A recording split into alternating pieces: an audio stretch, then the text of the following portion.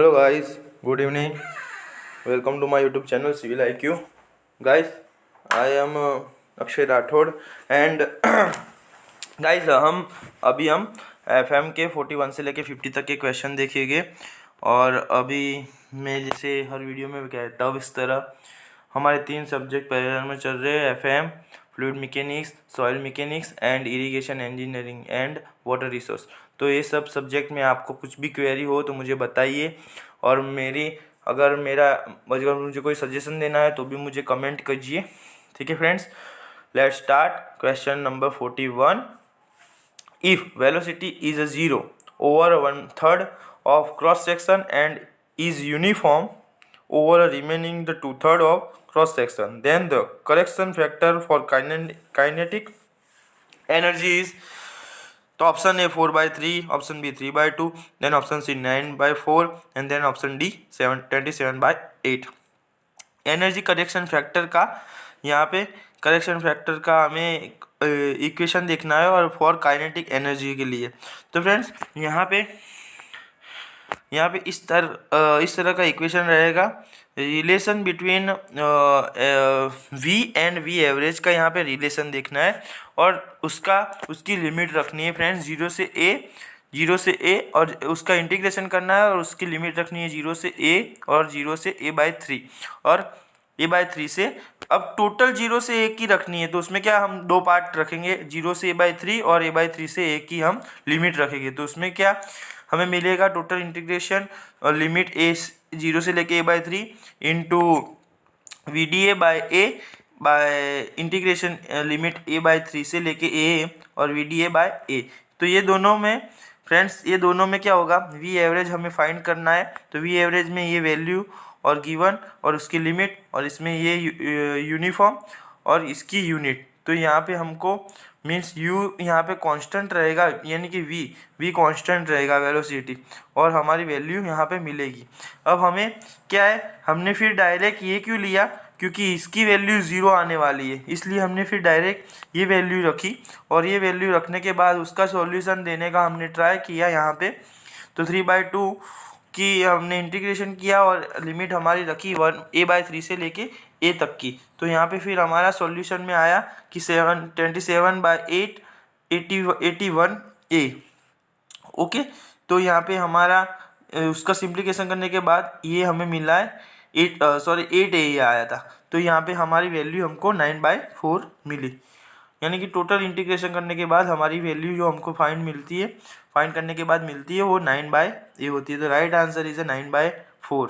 Okay, उसके बाद the continuity equation ρ1 v1 a1 is equal to ρ2 v2 a2 is based on the following assumption regarding the flow. तो पहले तो आपको पता है कि कंटिन्यूटी इक्वेशन ये मास कंजर्वेशन पे डिपेंड रहती है। अब क्या है, उसमें फ्लो कौन सा रहता है, स्टेडी फ्लो रहता है, यूनिफॉर्म फ्लो रहता है, इनकम्प्रेसिबल फ्लो रहता है, या फ्रिक्शनलेस फ्लो रहता है। अब स्टेडी फ्लो होता है तो टाइम के साथ चेंज नहीं होता, यानी कि उसकी वेलोसिटी, डेंसिटी और वो सब टाइम के साथ चेंज नहीं होती, उसे स्टेडी फ्लो कहते हैं। यूनिफॉर्म फ्लो में क्या है कि जो पॉइंट टू पॉइंट उसका जो क्रॉस सेक्शन रहता है वो चेंज नहीं रहता, तो उसको यूनिफॉर्म करते हैं। और इनकम्प्रेसिबल फ्लो में डेंसिटी चेंज नहीं होती, तो इसको इनकम्प्रेसिबल फ्लो कहते हैं। यानी कि ये सब मैंने जो वर्ड्स बोले ना वो की वर्ड्स है, उसमें सब बाकी जो पैरामीटर्स रहते हैं वो चेंज, बाकी सब पैरामीटर के सापेक्ष में वो चेंज नहीं होते, उसको हम इस तरह से डिनोट करते। पूरी डेफिनेशन तो आपको स्टेप बाय स्टेप ही लिखनी है कि all parameters like constant but this is change, like that cross section is change, density is change, इस तरह आपको लिखने हैं। तो यहाँ पे क्या है, where ρ1 and ρ2 are a mass density, यानी ρ1 एंड ρ2 मास डेंसिटी। तो कंटिन्यूटी इक्वेशन में क्या होता है कि हमारा continuity equation based on mass conservation principle of mass. Okay, a fluid flowing through the pipe at all cross section, the quantity of fluid per second is constant। Okay, quantity क्या है, constant है fluid की। अब v1 और v2 हमारा है वो average velocity है क्रॉस सेक्शन A11 पे और 22 पे, यानी कि वेलोसिटी हमारी कांस्टेंट है डेंसिटी हमारी rho one and rho two cross section A11 and 2 पे ओके है, यानी फिर हमारा एरिया A1 A2 है पाइप सेक्शन A11 एंड 2 पे। तो क्या हुआ, rate of flow at section 11 is equal to rho one A1 V1 and rate of flow at section 2 is equal to rho two A2 V2। That's why our answer is steady flow. यहाँ पे क्या होता है, time के साथ change कुछ भी नहीं होता, इसलिए हमारा आंसर स्टेडी फ्लो है। ओके, उसके बाद 43 in most general of Bernoulli equation P by W V square by 2G plus Z is equal to constant. Each term is terms present which type? Energy per unit mass, energy per unit weight, energy per unit weight, energy per unit volume and none of above. तब क्या होता है, Bernoulli equation में क्या रहता है friends? तो Bernoulli equation is energy equation. अब आपको पता तो चल गया कि बर्नौली इक्वेशन एनर्जी इक्वेशन है, तो डी तो हमको निकालना ही होगा। और मास कंजर्वेशन पे कौन डिपेंड है, तो अभी जो लास्ट हमारा क्वेश्चन गया वो मास कंजर्वेशन पे डिपेंडेड था। तो अब क्या है, उसमें मास आता है, वेट आता है या वॉल्यूम आता है। तो आपको याद रखना है कि Bernoulli equation is each terms represent energy per unit of weight. अब कैसे, तो मैं आपको बताता हूँ। पहले तो हमें क्या करना है कि जो according to law of conservation वो किस पे डिपेंड है, rho one A1 V1 is equal to rho two A2 V2। अब वो कंजर्वेशन के यानी कि वो अब वो इक्वेशन में था, यानी कि इसकी तो हमारी कोई ज़रूरत नहीं है। अब यहाँ पे क्या है, वो क्वेश्चन 41 का यहाँ पे आ गया है, इसकी तो हमें कोई ज़रूरत नहीं है, पर हम हमारा देखते हैं अभी। P by rho G V square by 2G plus C is equal to constant. That means अब इसकी अजप्शन आप याद रखना फ्रेंड्स, कभी भी अजप्शन आ ही जाते वो फ्रिक्शन लेस है, वो आइडियल है, इसलिए वो अभी वो viscosity is zero, viscosity zero हो नहीं सकती जो कि, तो the flow is steady, then flow is incompressible, irrotational, steady and viscosity is zero and fluid is ideal जो कि एग्जिस्ट नहीं करता वो। अब क्या है, P by rho G pressure energy per unit weight of fluid. Okay, यहाँ पे आपको ये देखना है कि पर एनर्जी वेट, उसके बाद second V square by 2G kinetic energy per unit weight, उसके बाद Z potential energy per unit weight of potential head. अब डिफरेंट का 3 टाइप के हेड रहते हैं यहाँ पे, P बाय रो जी होता है उसे प्रेशर हेड बोलते हैं, V स्क्वायर बाय 2G होता है उसे वेलोसिटी हेड बोलते हैं यानी कि काइनेटिक हेड बोलते हैं, और जेड को हम पोटेंशियल हेड बोलते हैं। तो इन 3 टाइप के हेड भी रहते हैं यहाँ पे। तो आप कह सकते हो कि it is based on energy per unit wait, not a mass, not a volume, it's only based on energy per unit weight. Okay, which of the following velocity potential satisfies a continuity equation? इनमें से कौन सा equation velocity potential का कौन सा equation continuity equation को satisfied करता है? तो X square by Y X square into Y X square minus Y square cos x और last D X square plus Y square. तो यहाँ पे friends X square minus Y square is a right answer. कैसे, तो मैं आपको बताता हूँ, B is a right answer. मैं राइट आंसर पहले इसलिए बताता हूँ कि आपको कॉन्सेप्ट क्लियर हो, इसलिए मैं राइट आंसर पहले से बता देता हूँ। अब कौन सा फंक्शन बोला है, वेलोसिटी पोटेंशियल फंक्शन के लिए continuity equation.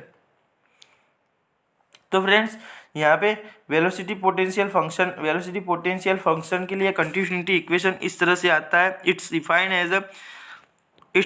As X Y Z for study flow such that u is equal to del phi by del x, v is equal to minus del phi by del y, w is equal to minus del phi by del z.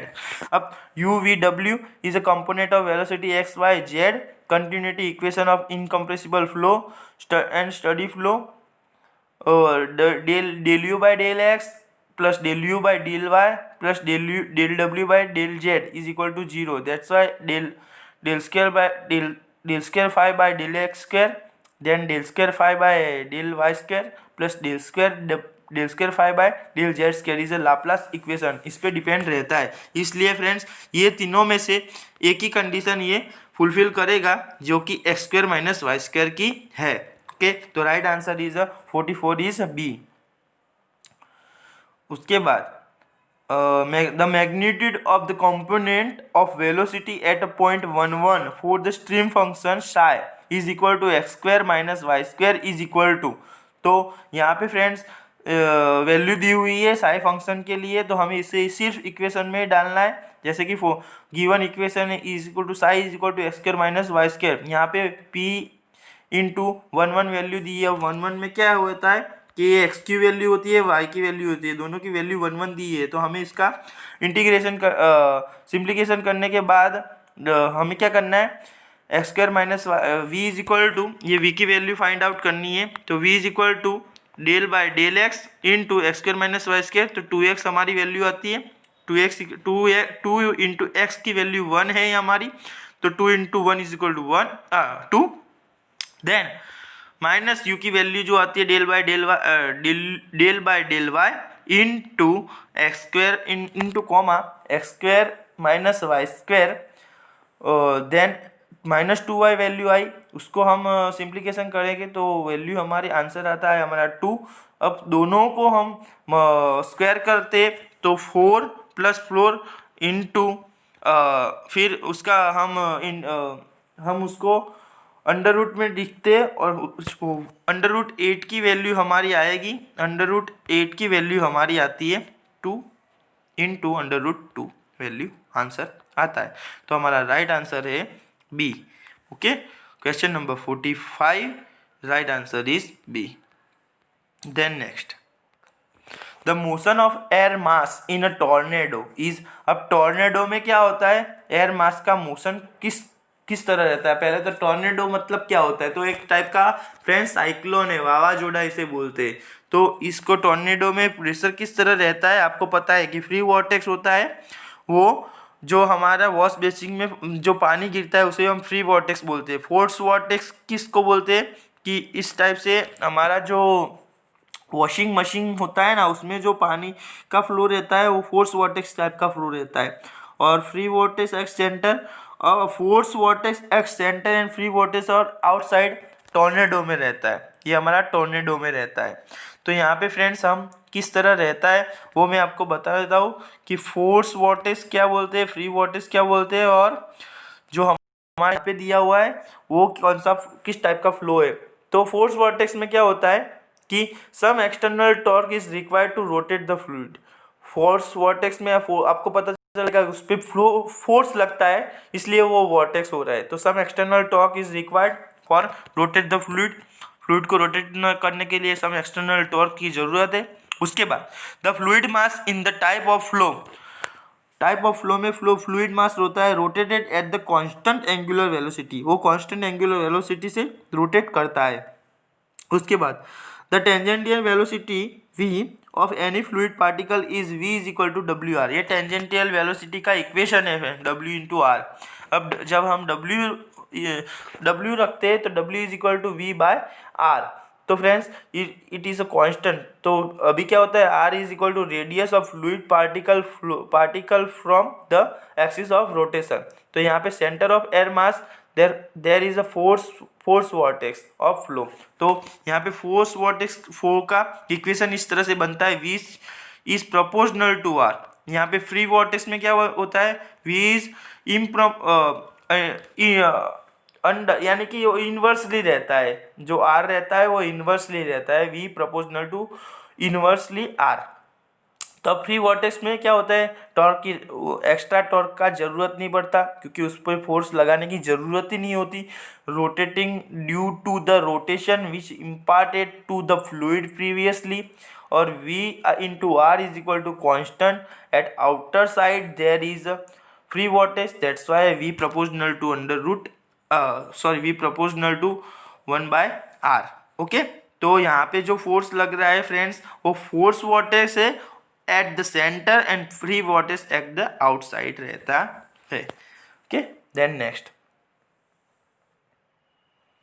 In force vortex motion, force free नहीं, force the velocity of flow, velocity of flow क्या रहता है force vortex में, तो क्या रहता है, हमने अभी बात की कि फोर्स वॉर्टेक्स में v is proportional to r and free में v इज 1/r, तो यहाँ पे डायरेक्टली प्रोपोर्शनल टू इस radial distance from the axis of rotation. इसके बाद इन्वर्सली प्रोपोर्शनल तो आता ही नहीं है, उसके बाद इन्वर्सली आता ही नहीं है, और direct proportional to square of R, तो स्क्वायर भी आता नहीं है, तो यहाँ पे स्क्वायर भी नहीं आता, तो हमारा राइट आंसर बनता है ए is the right answer.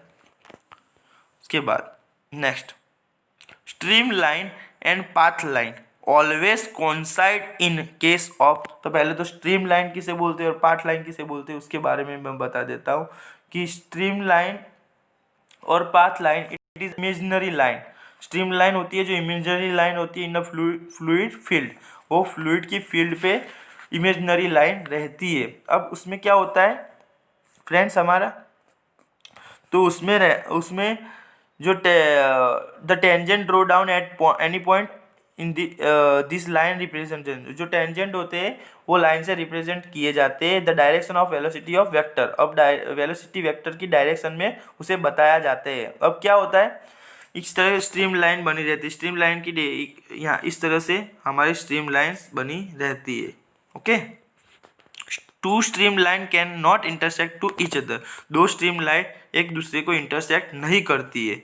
Okay, path line में क्या होता है कि actual path line trial by given fluid point, कि एक उसका पाथ बनता है दो, अब two path line can intersect to each other, दो पाथ लाइन होती है जो एक दूसरे को इंटरसेक्ट कर सकती है, और path line can intersect itself, और पाथ लाइन खुद को भी इंटरसेक्ट कर सकती है। In a steady flow stream line and path line always coincide, और स्टडी फ्लो में ये दोनों कोइंसाइड रहती है, तो इसका राइट आंसर है स्टडी फ्लो। स्टडी फ्लो में ये दोनों कोइंसाइड रहती है। उसके बाद the kinetic energy correction factor, kinetic energy correction factor के लिए इनमें से कौन सा इक्वेशन सेट हो रहा है, तो पहला है 1/a इंटीग्रेशन ए से लेके v/v का स्क्वायर, स्मॉल b/v का स्क्वायर इंटू डी ए, उसके बाद 1/a इंटीग्रेशन v/v का क्यूब इंटू डी ए, उसके बाद 1/a इंटीग्रेशन v/v का डी ए। तो अब क्या है, सिंपल तो आता नहीं है, अगर स्क्वायर आएगा अगर क्यूब आएगा तो कौन आएगा, क्यूब ही आएगा मेरे ख्याल से फ्रेंड्स। तो यहाँ पे राइट आंसर है, हमने दिया है kinetic energy correction factor alpha. Friends, kinetic energy correction factor alpha is equal to K per second based on actual velocity by K per second based on average velocity. यहाँ पे आपको सब कुछ as it is है, सिर्फ actual और average याद रखना है, और उसमें इक्वेशन हमारा ऐसे बनेगा, इंटीग्रेशन इंटीग्रेशन जीरो से ए से लेके यानी कि जीरो से लेके A v small v/v cube into D A, ये हमारा इंटीग्रेशन हमारा वैल्यू रहता है। अब next, the momentum correction factor for the velocity distribution. So अब उसकी फिगर दी हुई है, यहाँ पे स्मॉल y, यहाँ तक की जो टोटल दी है वो स्मॉल y दिया हुआ है, पूरा हमारा y0 दिया हुआ है। ओके, हमारी डेप्थ दी हुई है, और उसके बाद वेलोसिटी दी हुई है, इनिशियल वेलोसिटी दी हुई है, और फाइनल वेलोसिटी हमारी दी हुई है, एक्चुअल और मैक्सिमम। ओके, तो एक्चुअल u है, मैक्सिमम u0 है, मिनिमम वेलोसिटी 0 है, और हमारी एवरेज वेलोसिटी हमें कैसे फाइंड करनी है, तो minimum initial plus final by 2, तो हमें एवरेज वेलोसिटी हमें मिलेगी। ओके, ये हमारी एवरेज वेलोसिटी है, और उससे हम क्या करेंगे, उसको हम मोमेंटम करेक्शन फैक्टर की वैल्यू में हम पुट कर देंगे। तो मोमेंटम करेक्शन फैक्टर का हमें इक्वेशन क्या है कि जो हमने 0 से की हमारी वैल्यू है वो, उसके बाद उसका इंटीग्रेशन करना है, और उसका इंटीग्रेशन करते हुए टाइम ये पूरी वैल्यू का इंटीग्रेशन करने के बाद जो वैल्यू हमें फाइंड मिलती है वो हमारी 4/3 है। आप देख लीजिए फ्रेंड्स, क्योंकि ये बहुत लंबी प्रोसेस है। ओके, तो मैं आपको बताता हूँ कि स्टेप बताता हूँ कि b की वैल्यू है उसमें क्या करना है, नीचे भी एरिया भी लिखना है, तो एरिया कितना है y0 इंटू 1, ऊपर हमें जो इसका सिंप्लीकेशन करना है, उसके बाद जो हम 1 माइनस y0 को हम कॉमन से निकाल देंगे, उसके बाद 0 से लेके y0 हम यहाँ पे वैल्यू रखते हैं, और यहाँ पे हमारा 4/3 आंसर बनता है। Okay, thank you for watching my video friends. Well, thank you so much for give me a very good response. Thank you so much friends.